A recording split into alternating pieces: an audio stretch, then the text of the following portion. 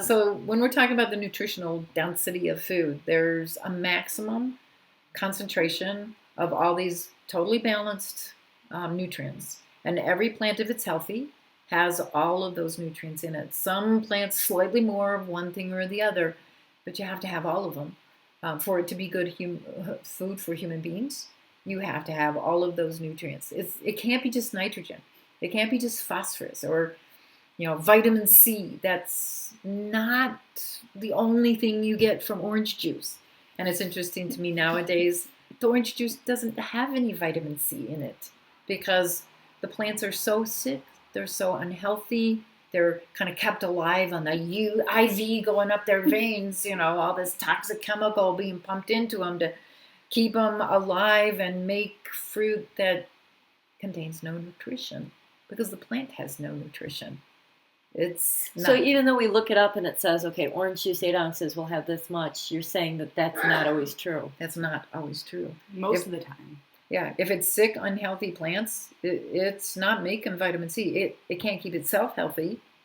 It can't keep the fruit healthy. It does not contain the nutrients.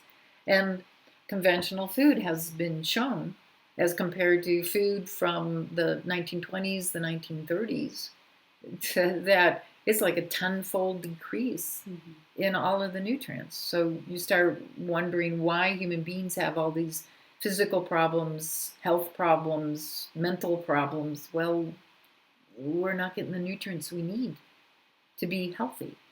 And who benefits from somebody not being healthy? Well, it's not the person who's not healthy.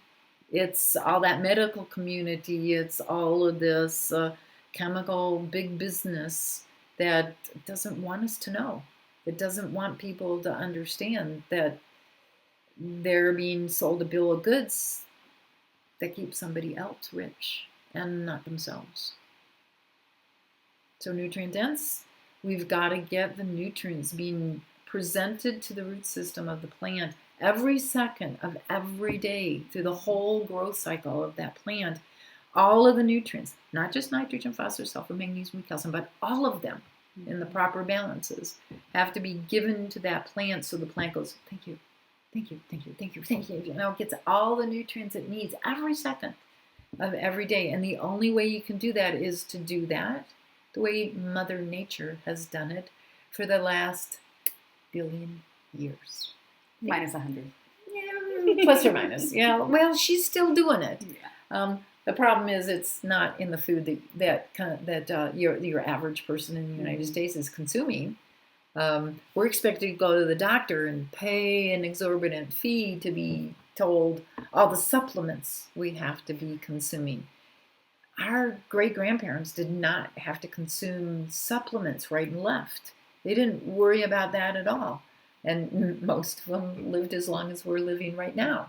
So it was a little wilder and more likely to die of, violence, true. But as many of them lived to 98, 100 as we do today.